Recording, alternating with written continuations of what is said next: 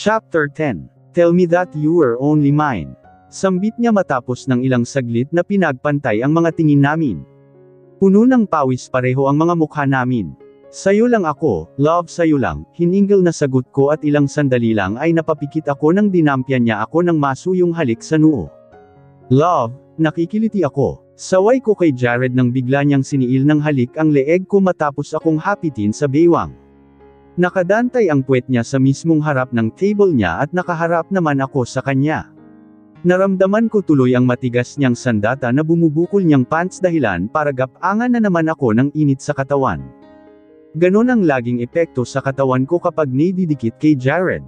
Nag-iinit ako. Ang bango-bango ng baby ko. Ang sarap halikan. Patuloy na lang na halik niya na may kasamang singhot pa sa balat ko.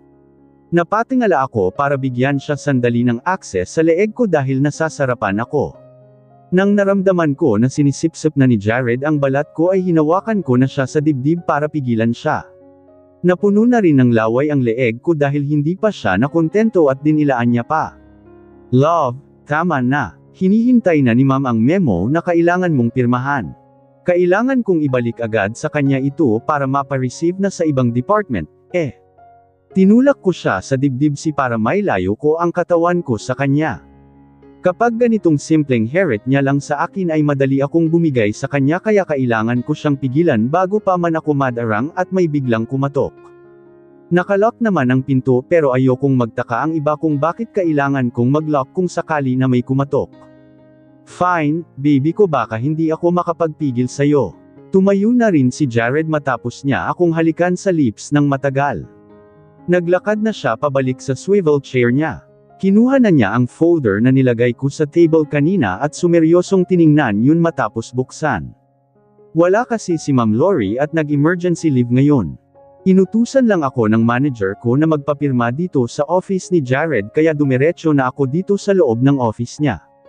Kaninang pagkatok ko ay nakakunot ang noo ni Jared na nakatingin sa laptop niya. Pero nang nagangat siya ng tingin at nang nakita ako ay biglang umaliwalas ang mukha niya. Tumayo siya ay doon niya ako sa tapat ng table niya sinalubong at nagharutan nga kami.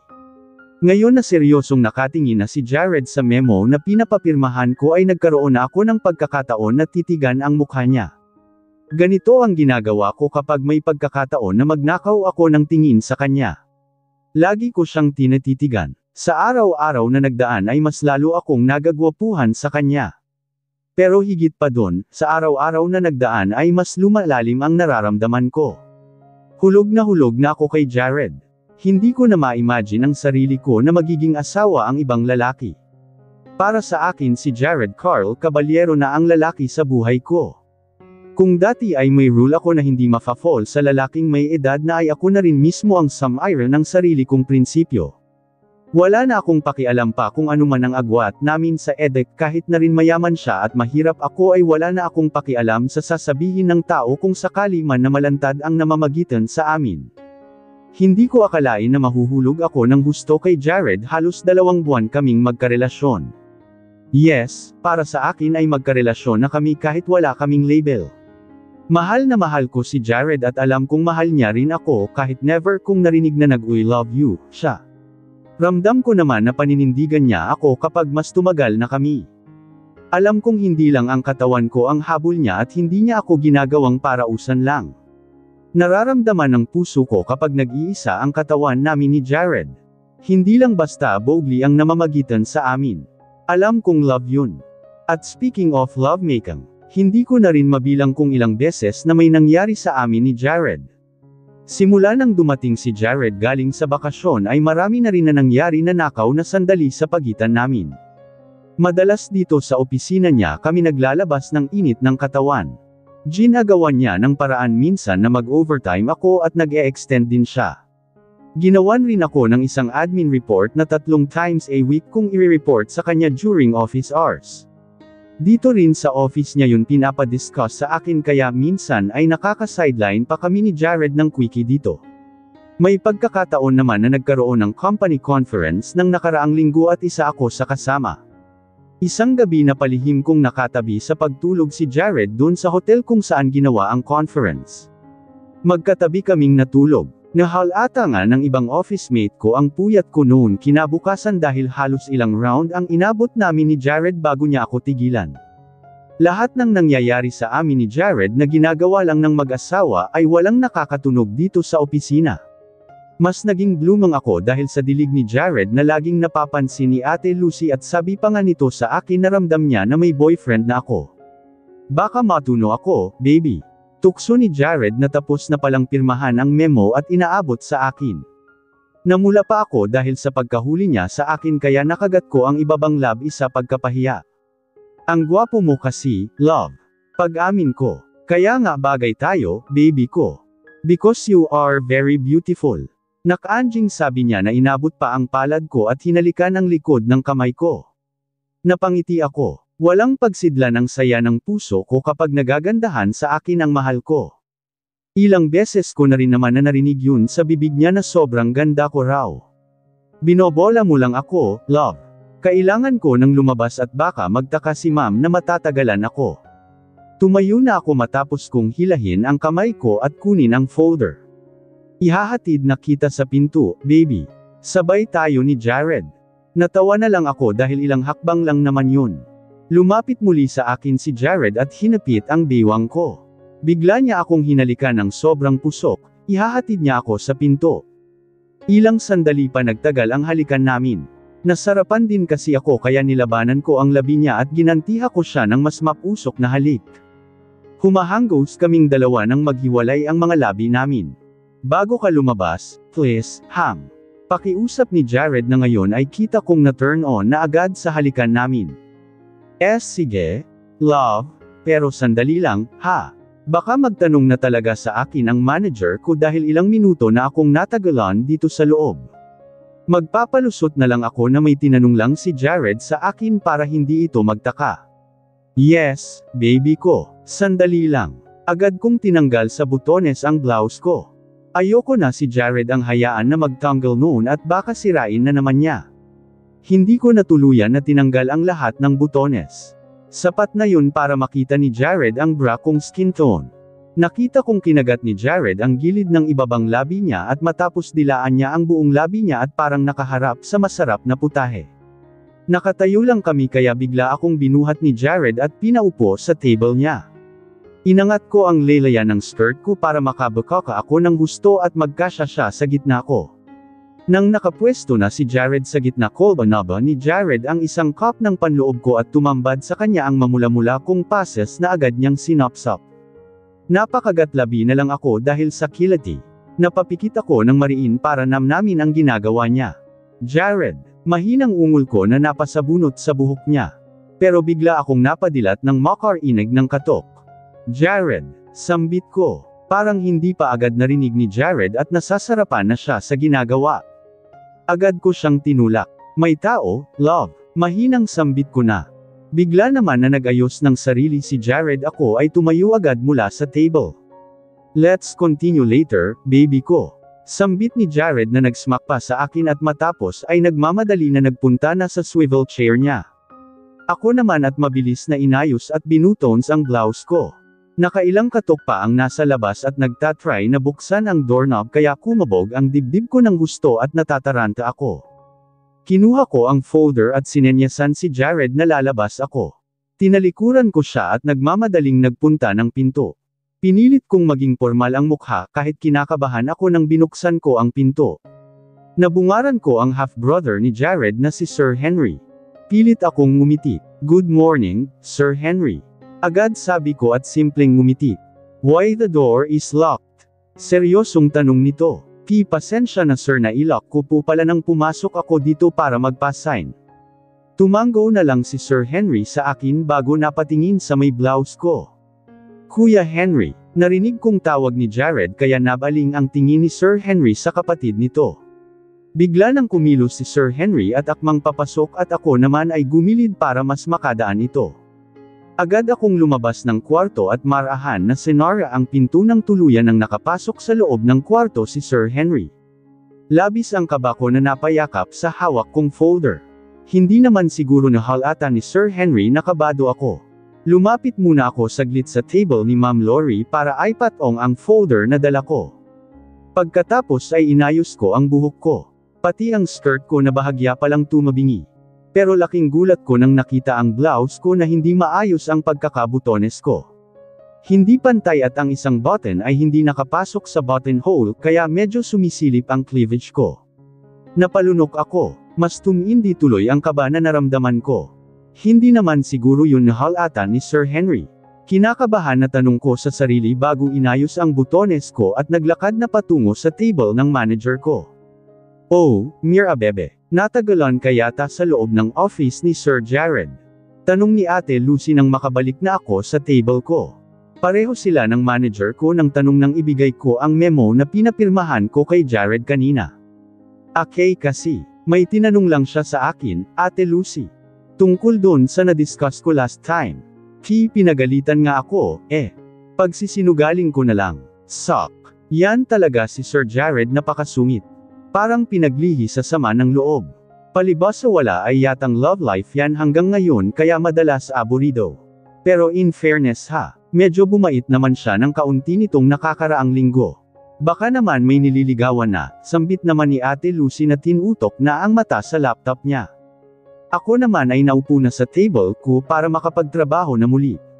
Hindi pa nangangalahati ang araw ay ang dami nang nangyari. Pero grabe ang assumption ni Ate Lucy na may nililigawan si Jared. Hindi niya alam ay may karelasyon na talaga ang boss namin. Ako yun. O okay lang, Ate Lucy. Napagsabihan lang ng kaunti dahil may tanong lang siya na nagkamali akong sagutin.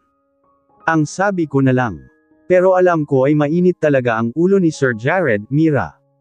Kanina raw ay pinagalitan niya, yung manager ng marketing department tungkol sa isang event yata na may sablay. Kaya hayaan mo na at baka napagbuntunan ka lang ng galit niya kanina. Dagdag na sabi pa ni Ate Lucy na nakafocus na sa work nito. Kaya nang pagpasok ko kanina ay parang mainit ang ulo ni Jared. Napailing na lang ako at nagsimula ng magtrabaho. Binalikan ko ang ginagawa ko kanina bago utusan ni Ma'am. Naging productive ang oras ko bago tinawag ni Ate Lucy ang pangalan ko at magla-lunch na pala kami. Nang pagtingin ko sa orasan ay saktong 12:00 na at nagmamadali akong inaya ni Ate Lucy para magpunta na ng kantin dahil baka hamaba pa ang pila doon. Agad ko naman na iniwan ang ginagawa ko. Kumuha ako ng pera sa wallet at sumunod kay Ate Lucy na may dalang lunch bag. May baon ka yata ngayon, Ate Lucy? Tanong ko nang nasa may labas na kami at naghihintay ng pag-akyat ng elevator kung nasaang floor kami. Oo, pero konti lang ito at kailangan kong bumili pa rin ng ulam at kanin. Sambit ni Ate Lucy. Bigla kaming nakarinig ng yabag na papalapit at nang nilingon ko ay nakita kong sasakay rin ng elevator si Jared at kasama niya si Sir Henry. Mukhang mahaba ang naging usapan nila. Sabagay mukhang tungkol sa trabaho ang naging usapan nila. At ngayon ay mukhang lunch out sila. Nagtama ang mga mata namin ni Jared. Wala man na salita ang lalabas sa bibig namin, ang mga mata naman namin ang nag-usap. Agad akong nag-iwas ng tingin at binaling ko naman ang tingin kay Sir Henry na matiim pala na nakatingin sa akin. Iniwas ko agad ang tingin dahil bigla ko na naman na naalala ang nangyari kanina na muntik na niya kaming mahuli kung natagalan pa akong buksan ang pinto.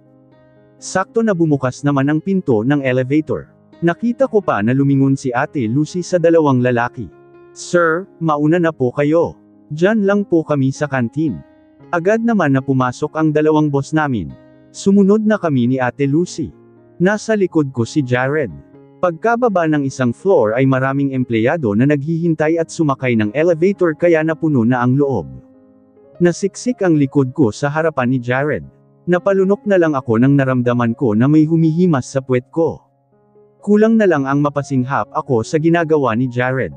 Napakaharot niya talaga. Pero nagugustuhan ko. Adik na talaga ako sa mga himas niya. Bigla naman na namiss ko ang ginagawa namin kanina dun sa loob ng office niya. Sana lang mamayang gabi ay matuloy kami. Baka maghahanap na lang ako ng IO overtime at sana na magstay rin si Jared. Pinilit kong hindi magpahalata kahit nakikiliti ang kalamnan ko sa ginagawa ni Jared sa akin at mabuti na lang ay tumigil siya paghimas sa akin dahil nakababa na ang elevator sa floor kung nasaan ang kantin. Lumabas ako na parang walang nangyari at walang lingun-lingun kay Jared. Ganon kami kagaling umakto kaya walang nakakahuli sa amin.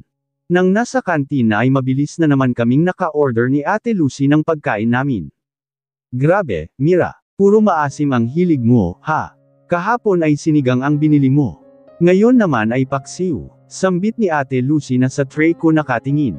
Oo, ate, masarap kasi silang magluto ng paksiw eh. Nakangiting sabi ko, lang beses ko na rin kasi natikman ang paksiw dito sa kantin at masarap talaga.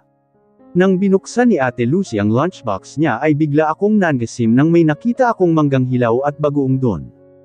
Parang nawalan ako ng gana sa pagkain ko at gustong-gusto kong matikman ang mangga ni Ate Lucy. Oh, heto, ang daming mangga nito, Mira. Hati tayo. Talaga, Ate Lucy bibigyan mo ko. Abot hanggang tainga ang ngiti ko sa offer ni Ate Lucy. Agad siyang naglagay sa gilid ng plato. Tuwang-tuwa ako. Hay, kasi naman, ang pamangkin ko naglilihi sa mangga. Biglang sambit ni Ate Lucy. Natigilan naman ako sa napatingin sa kanya. Buntis ang pamangkin mo, ate. Hindi ba at bata pa yun? Nag-iba ang mood ni Ate Lucy. Oo, nakakabuwisit nga, 20 years old pa lang nabuntis na. Hindi man lang na-experience ang pagiging dalaga. Ang masaklap tinakbuhan ng jowa. Tinakbuhan, hindi siya pinanagutan. Curious na tanong ko. Oo, mga lalaki talaga, ganon talaga. Tuldok-tuldok. Bata pa kasi kaya madaling mapaniwala sa boladas ng jowa niya. Yan tuloy nakagraduate nga siya pero diretso naman siya sa pagiging nanay. Natigilan ako. Buntis. Paano kaya kung mabuntis ako? Hindi naman imposible yun dahil active ang kama sa life ko. Napatingin ako sa mangga na nasa plato ko. Naglilihi ba ako kaya maasim ang bed kung ulam nitong nakakaraang araw? Kailan nga uli ako huling dinatnan ng menstruation? Bigla ay hindi ko matandaan. Wala naman kasi akong pakialam sa aking monthly period. Hindi ako aware sa araw at hindi ko minomonitor kung dadatnan o hindi. Pero ngayon ay bigla kong naalala na parang ang tagal ko nang hindi nagkakaroon. Kaya ikaw kapag nagka-boyfriend ka wag mo muna isuko ang bataan, ha? Sambit pa muli ni Ate Lucy. Ang mga lalaking yan kapag nakabuntis na, hindi na marunong yumako ng responsibilidad. Hindi naman lahat ng lalaki ay ganon, Ate Lucy. May mga lalaki naman na responsible sa babaeng nabubuntis nila. Biglang sabi ko kay Ate Lucy. Nagkibit balikat na lang si Ate Lucy bago samubo na ng pagkain. Sigurado ako kapag nabuntis ako ni Jared, pananagutan niya ako dahil mahal niya ako. Alam kong maraming magtataas ng kilay lalo na at empleyado niya lang ako. Pero sa sulok ng puso ko ay bigla akong na-excite kung ano ang magiging reaksyon ni Jared kapag nabuntis niya ako. Sigurado akong matutuwa siya na magiging daddy na siya. Pangarap ko ng maging asawa ni Jared. Siguro kapag nagkaanak ako ay magsasama na kami sa isang bahay at hindi na magtatago pa. Ma-judge man kami ay wala na rin akong pakialam dahil hindi naman kayamanan niya ang habol ko. Natapos na kaming kumain ni Ate Lucy. Bumalik na rin kami sa mga table namin. Lumipas na rin ang busy na maghapon. Hindi naman nawawala sa iniisip ko ang tungkol sa pagbubuntis. Naging distracted tuloy ako simula ng tanghali pa lang. Nang dumating ang uwian ay nag-check pa ako ng cellphone ko. Nakita kong may message doon si Jared. Pinapapunta niya ako sa isang lugar para doon kami magkita. Mawawala raw siya ng 3 araw dahil sa isa na naman na business trip at gusto niya akong makasama kahit sandali lang. Saktong alas 5 ay nagpunta na ako ng restroom para mag-retouch. Pati ang pempem ko ay todo linas ako. Nag-text na rin ako kay Heaven na mag-oo ako. Siguradong hindi ko na maabyutan na gising ang kapatid ko kapag umuwi ako dahil pagod na rin ito sa pag-aaral. Hindi naman na akong nag-abala pa na magpaalam kay Tita Mayet dahil may suman kami ng loob nitong nakakarang araw. At papasok rin naman siya sa trabaho kaya hindi kami mag-aabot at hindi niya malalaman pa. Kagaya ng instruction ni Jared. May lugar siyang sinabi sa akin na puntahan ko. Kulang 2 oras ang biyahe mula dito sa opisina kaya nagmadali akong nag-book ng Grab taxi. Sa hotel sa May Bulacan ako napadpad. Agad kong pinuntahan kung saang room naroon si Jared at nang pagkapasok ko pa lang ay siniil na niya ako ng halik. Love, mami-miss kita agad. Honest ko nang matapos ang mahaba namin na halikan. I'll miss you more. Susulitin natin ang gabing ito, baby ko. Sagot naman ni Jared. Tinutuo nga ni Jared ang sinabi niya dahil masakit ang buong katawan ko nang umuwi ng gabing yun sa bahay namin. Napakainit na sandali ang pinagsaluhan namin. Nahirapan pa akong magpaalam kay Jared. Hindi pa man ay nalulungkot na ako na hindi ko siya makikita ng lang araw. Ate, may masakit ba sa'yo? Napalingon ako sa tanong ni Heaven. Ha, wala naman. Baka may nakain lang ako. Sagot ko. Hinugasan ko na ang bibig ko mula sa gripo at hindi na muling nagtanong pa si Heaven tungkol sa pagsusuka ko matapos ko sa sink ay pinunasan ko na ng towel ang bibig ko. Napahawak ako sa sikmura ko. Kahapon din ay ganito ang naramdaman ko bago ako maligo papasok ng opisina. Nasusuka ako pero wala naman akong may suka, day off ko ngayon kaya maghapon lang ako na magpapahinga. Wala rin akong kagana-gana. Isa lang din ang rason sa nararamdaman ko. Ang love ko na si Jared. Ang 3 araw na polling niya sa akin ay hindi natupad. Dapat kahapon ay nakita ko na siya sa opisina. Pero wala siya. Ang masaklap ay wala man lang naparamdam sa akin si Jared kung kailan siya babalik. Ang hirap pala na maghintay sa walang kasiguraduhan. Napadalas ang pag-iyak ko tuwing gabi. Kahit isang text kasi ay wala akong nare-receive kagaya ng una siyang umalis para mag-business trip. Nagkaroon rin akong anxiety nitong nakakaraang araw. Mas tumindi kasi ang hinala ko na buntis ako. Bukod sa hindi pa rin ako nagkakaroon ng monthly period ay ang dami kong kakaiba na nararamdaman. Pati sa pagkain. Kahapon lang ay naglibot ako sa palengke bago umuwi dito sa amin para maghanap ng mangga. Gusto ko nang tapusin ang pag-overthink ko. Kinahapunan ay nagpaalam ako kay Heaven na may bibilhin lang ako sa labas. Gusto ko ng eye test kung buntis nga ako. Sige, Ate Mira. Ako na muna ang bahala dito sa bahay. Nakangiting sabi ni Heaven. Basta wag kang kikilos, ha? Magpahinga ka lang. Kung gusto mo ay magbasa ka na lang ng lesson mo. Bilin ko. Fully recovered na naman si Heaven. Pero takot pa rin ako na baka mapaano siya kapag napagod ng husto. Sige, Ate Mira, mag-iingat ka. Nagmamadali akong nagpunta ng drugstore para bumili ng pregnancy test kit. Ayokong gawin ang test sa bahay at baka mahalata pa ni Heaven ang kilos ko. Nagpunta ako sa isang fast food at dumiretso sa restroom noon. Nang nasa loob na ako ay agad akong umihi at sinunod ko ang instruction sa PT kit. Halo-halong emosyon ang nararamdaman ko nang sinimulan ko ang test. Mas maganda raw sa umaga ginagawa ang PT pero accurate pa rin naman ang magiging result nito, I think. Napamura ako sa isip ko nang makita ang 2 pulang guhit na rumahistro sa PT. Nakagat ko ang ibabang labi ko sabay hawak sa dibdib ko na ang lakas ng kabog. Kinakabahan ako ng malala, pero bakit mas lamang ang masaya ako? Magkakaanak na tayo, love. Usual ko, ate, wag ka na lang kaya na pumasok. Narinig kong sambit ni Heaven nang bumangon ako sa kama. Hindi pwede, Heaven. Monday ngayon. Ayokong umpisahan ng linggo ng absent. Tsaka kaya ko naman na kumilos. Sagot ko naman sa kapatid ko nang tuluyan na akong tumayo.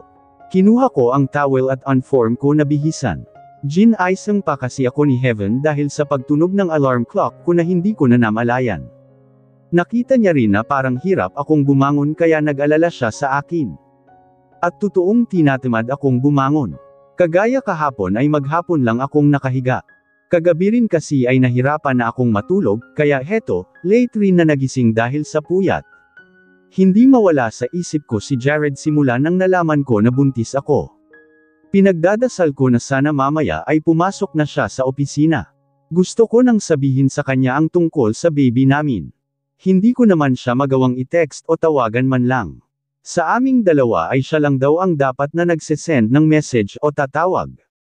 Nahalata pa nga ni Heaven na hindi mabuti ang pakiramdam ko noong isang araw pa nang nakauwi ako dito sa bahay matapos kong magpit. Balisa rin ako dahil sa kung ano-anong pumasok na sa isip ko. Bumili pa nga ako ng isang PT kit at nag-test kahapon ng umaga.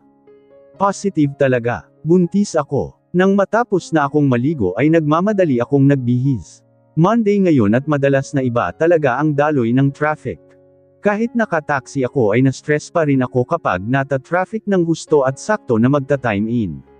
Sige ate, bibilhan na lang kita ng breakfast sa labas. Narinig kong sambit ni Heaven at umalis na siya agad. Nagpunta na ako ng banyo para maligo. Nang matapos ay nagbihis at magayos sa harap ng salamin ay lumabas na ako ng kwarto. Nadatnan ko si Heaven sa labas at nabilhan na niya ako ng breakfast sa labas na nakahain na sa mesa paglabas ko ng kwarto. Fried rice at egg yun. Pero ewan ko parang nasusuka agad ako nang makita ko yun. Pinagtimpla rin niya ako ng kape. Ate, kumain ka na. Sambit ni Heaven na matapos ay pumasok naman sa kwarto namin. Nang narinig kong sinara na ni Heaven ang pinto ay agad kong kinuha ang kape at tinapon sa sink. Alam kong hindi na advisable sa buntis ang magkape kaya hindi muna ako magkakape kahit sanay na ako. Katikot takot ha research na ang ginawa ko sa mga dapat kong kainin habang nagbubuntis. Ngayon pa lang ay ingat na ako sa katawan ko. Gagawin ko ang lahat para lang maging healthy ang baby namin ng mahal ko. Hindi ko na ginalaw ang baniling pagkain ni Heaven. Hanggang sa biglang bumukas ang kwarto at muling lumabas ang kapatid ko. Aalis na ako, Heaven. Ikaw na lang ang kumain itong binili mo dahil may kailangan pa pala ako asikasuhin ng maaga. Sige, ate. Ingat ka na iwan mo pala itong journal mo dun sa kama. Pero pwede ko bang itanong kung bakit may picture ka nito sa journal mo? Tanong ni Heaven na tuluyan nang nakalapit sa akin. Agad akong kinabahan nang pinapakita sa akin ni Heaven ang picture sa likod ng journal ko. Naiwan ko pala yun sa kama kanina. Nakita tuloy ni Heaven. Dinaikit ko kasi ang picture ni Jared sa likod ng journal ko dahil gwapong-gwapo ako kay Jared sa picture na yon. Ginupit ko pa yun mula sa magazine na nag-feature sa kanya bilang isa sa successful CEO ng Pilipinas. Sobrang nami-miss ko na si Jared kaya kagabi na bago matulog ay tinatitigan ko pa yon. Laging nasa bag ko lang ang journal ko at wala naman na nangingialam ng gamit ko sa bag kaya confident akong wala nang makakakita noon pero heto ngayon. Nakaligtaan ko na itabi. Nahuli tuloy ako ni Heaven. Heaven kasi, ate, siya ang first crush ko.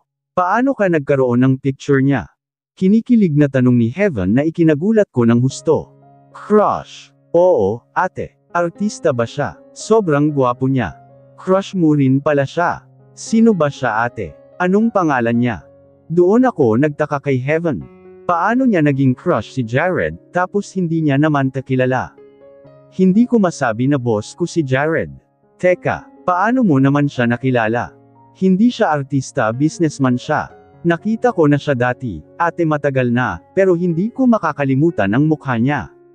Kumunot ang noo ko. Nakita mo na siya. Saan mo siya nakita, Heaven? Doon sa ospital kung saan ka na-confine matapos kang masaksak dati, ate. Baka may dinalaw siya doon. Tapos nakita niya akong umiiyak noong nasa operating room ka. Binigyan niya ako ng panyo. Talaga. Oo, ate. Grabe sobrang gwapo niya sa personal dati, ate hanggang ngayon ay naaalala ko pa rin ang mukha niya. Nagulat naman ako dahil coincidence pa na napadpad si pa Jared sa ospital dati kung saan ako na ospital. Heaven, siya ang CEO sa pinapasukan ko. Si Jared Carl Caballero. Boss ko siya. Pag-amin ko, kailangan ko rin naman na sabihin sa kanya dahil kapag lumaki na ang tiyan ko ay malalaman at malalaman niya. Nila ni Tita Mayet, sa ngayon ay hindi ko lang masabi na nabuntis ako ni Jared. Kailangan ko munang maghanap ng tiempo. Lalo na kay Tita Mayet na malamang nakitikot takot na panglalait ang maririnig ko. For sure ay sasabihin niyang pariwara na rin ang buhay ko porke nabuntis ng maaga. Talaga, ate, wow! Sobrang swerte mo naman at lagi kang nakakakita ng gwapo. Siguro kinikilig ka kapag nakikita mo siya. Crush mo rin ba siya, ate? Kinikilig na tanong pa ni Heaven. Heaven, kailangan ko nang umalis, ha? Baka malate ako. Sambit ko na agad kung kinuha ang journal sa kapatid ko at nilagay sa bag ko. Parang marami pang gustong itanong sa akin si Heaven pero ayoko na siyang sagutin. Hindi rin naman masamang magka-crush kaya hinayaan ko na siya. Halata naman na nagagwapuhan lang siya kay Jared. Sigurado akong hanggang dun lang yun. Nagmamadali akong lumabas ng bahay. Dumaan muna ako ng bakery para bumili ng tinapay dahil ayokong magutom at kinain ko ang tinapay habang nasa biyahe. Kailangan kong alagaan ang sarili ko lalo na ngayon na may baby na sa tiyan ko. Nakapagpabook agad ako ng Grab at mabuti na lang na hindi rin ako na late. Nakadaan pa nga ako sa malapit na cafe sa office para bumili naman ng hot chocolate dahil hindi naman ako pid sa kape at dinala yun sa table ko.